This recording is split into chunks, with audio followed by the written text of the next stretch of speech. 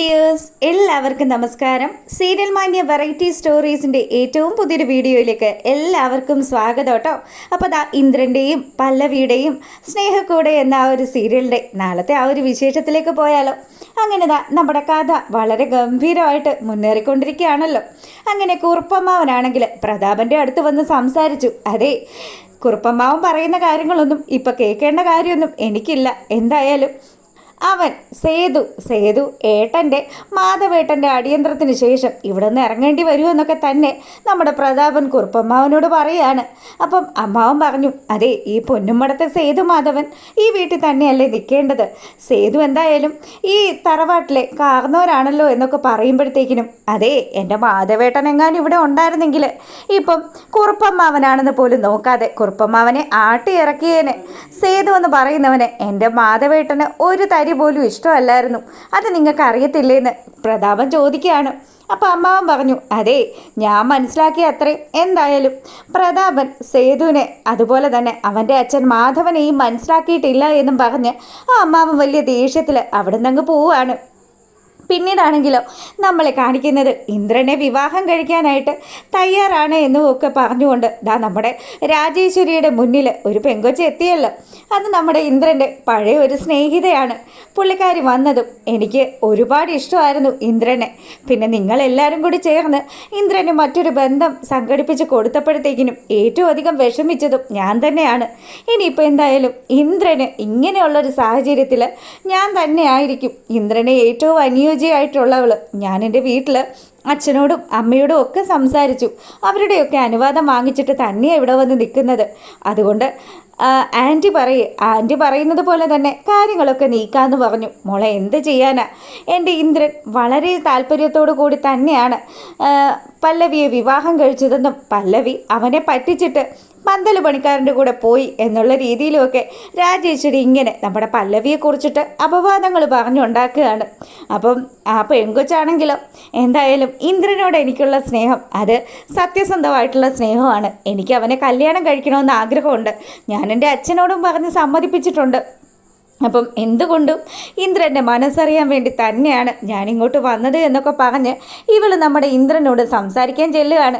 ഇന്ദ്രനാണെങ്കിലോ പല്ലവിയോടുള്ള പകയും ഉള്ളി വെച്ചുകൊണ്ടാണല്ലോ ഇരിക്കുന്നത്. ഇന്ദ്രന് ശരിക്കും പറഞ്ഞാൽ എല്ലാം ഒരു നേരം പോക്ക് തന്നെ. അങ്ങനെ ഇന്ദ്രൻ നമ്മുടെ പല്ലവിയുടെ കാര്യങ്ങളൊക്കെ ഈ വന്ന പെണ്ണിനോട് സംസാരിക്കുകയാണ്. അപ്പോൾ അവൾ പറഞ്ഞു, അതെ, ഞാൻ ഇപ്പോഴും നിന്നെ വിവാഹം കഴിക്കാൻ തയ്യാറാണ്. നിനക്ക് സമ്മതമാണെങ്കിൽ നമ്മുടെ വിവാഹം അടുത്ത മുഹൂർത്തത്തിൽ നടത്താമെന്ന് പറഞ്ഞു.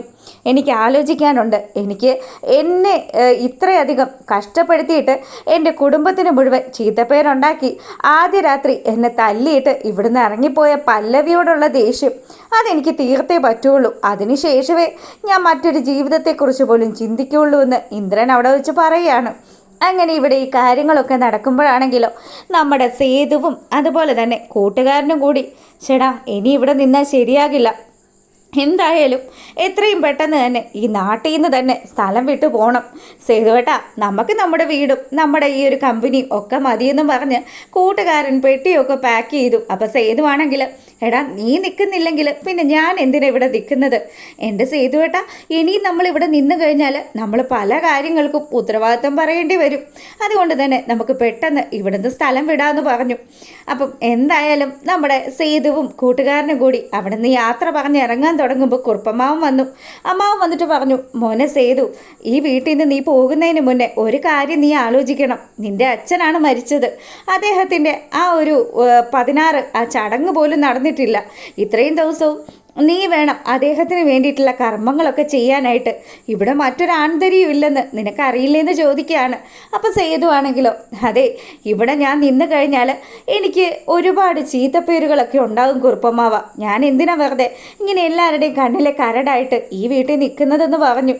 നമ്മുടെ കുറുപ്പമ്മാവനും അതുപോലെ തന്നെ മാധവൻ മരിക്കുന്നതിന് മുന്നേയും ഇവരൊക്കെ ചേർന്ന് ഒരു തീരുമാനം എടുത്തിട്ടുണ്ടായിരുന്നു. അതിൻ്റെയൊക്കെ ഒരു ബേസിലാണ് കുറുപ്പമ്മാവൻ നമ്മുടെ സേതുവിനെ സമാധാനിപ്പിച്ച് ഇവിടെ നിർത്താനൊക്കെ നോക്കുന്നത്. അങ്ങനെ സേതു പറഞ്ഞു, ഇനിയിപ്പോൾ എന്തായാലും ആര് പറഞ്ഞിട്ടും ഒരു കാര്യമില്ല, ഞാൻ എൻ്റെ ചങ്ങാതി ഈ വീട്ടിൽ നിന്ന് പോവുകയാണെന്നും പറഞ്ഞ് അവനെ ഇറങ്ങാൻ തുടങ്ങുമ്പോഴത്തേക്കിനും നമ്മുടെ ഋതു വന്നു.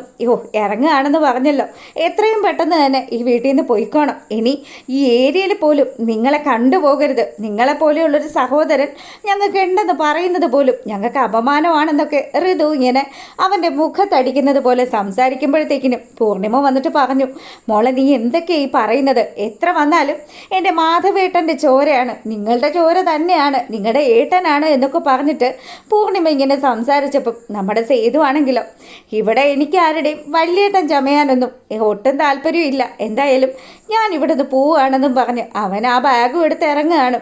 അപ്പതാ നമ്മുടെ കുറുപ്പമാവൻ ഒപ്പിച്ചു വെച്ചിരിക്കുന്ന, അതായത് മാധവൻ്റെ തീരുമാനങ്ങളൊക്കെ നടപ്പാക്കണമല്ലോ, അതിനുവേണ്ടി മാധവൻ്റെ കയ്യാളായിട്ട് നിന്നിരുന്ന കുറുപ്പമാവൻ വക്കീലിനെ വിളിച്ചു വരുത്തുകയാണ്. വക്കീൽ വന്നതും അവിടെ വന്നിട്ട് വക്കീൽ കാര്യങ്ങളൊക്കെ സംസാരിച്ചു. സേതുമാധവൻ ആരാണെന്ന് ചോദിക്കുമ്പം അത് ഞാനാണല്ലോ വക്കീലെ, എന്താ കാര്യമെന്ന് ചോദിച്ചു.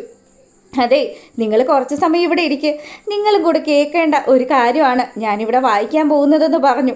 പ്രതാപൻ ഉൾപ്പെടെ ആ വീട്ടിലുള്ള എല്ലാ ആൾക്കാരും അവിടെ വന്നിങ്ങനെ നിൽക്കുകയാണ്. ഈ വക്കീലിപ്പോൾ എന്തിനാണാവോ വന്നത്?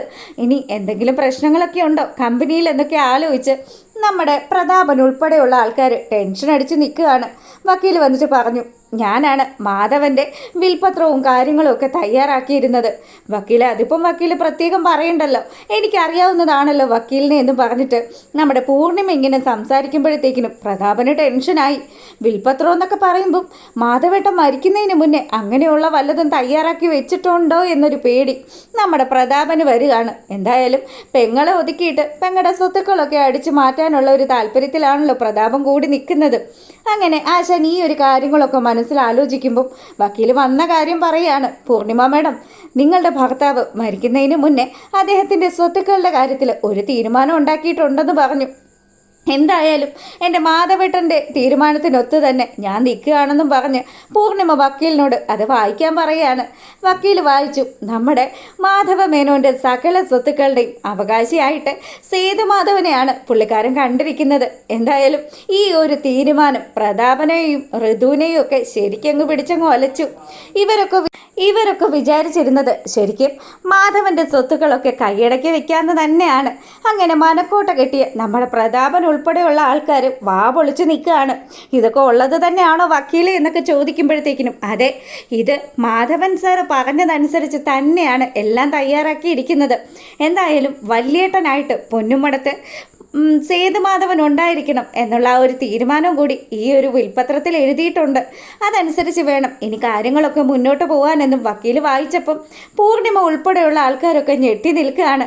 ദാ ഈ വീടിൻ്റെ പടി ഇറങ്ങാമെന്ന് വിചാരിച്ചിരുന്ന നമ്മുടെ സേതുമാധവനാണെങ്കിൽ കോടികളുടെ സ്വത്തുക്കൾ വന്നു ചേർന്നിരിക്കുന്നു. അപ്പം ദാ അത്തരത്തിലുള്ള ഒരു ഗംഭീരമായിട്ടുള്ള വിശേഷമാണ്. ഇതോടൊപ്പം തന്നെ നമ്മുടെ പല്ലവിയും അതുപോലെ തന്നെ സേതുവും തമ്മിൽ മീറ്റ് ചെയ്യുന്ന ഒരു വിശേഷമുണ്ട്. അപ്പോൾ അതാ അത്തരത്തിൽ നാളെ ഗംഭീരമായിട്ടുള്ള ഒരു കഥയാണ് വരുന്നത്. രാവിലെ എന്തായാലും ഫുൾ വിശേഷം ഇടുന്നതായിരിക്കും. എല്ലാ കൂട്ടുകാരും കാത്തിരുന്ന് കാണുക. എല്ലാവർക്കും നല്ലൊരു രാത്രിയൊക്കെ ആശംസിച്ചുകൊണ്ട് വീഡിയോ വൈൻഡപ്പ് ചെയ്യാണ്. അപ്പോൾ ഓക്കെ, ഗുഡ് നൈറ്റ്.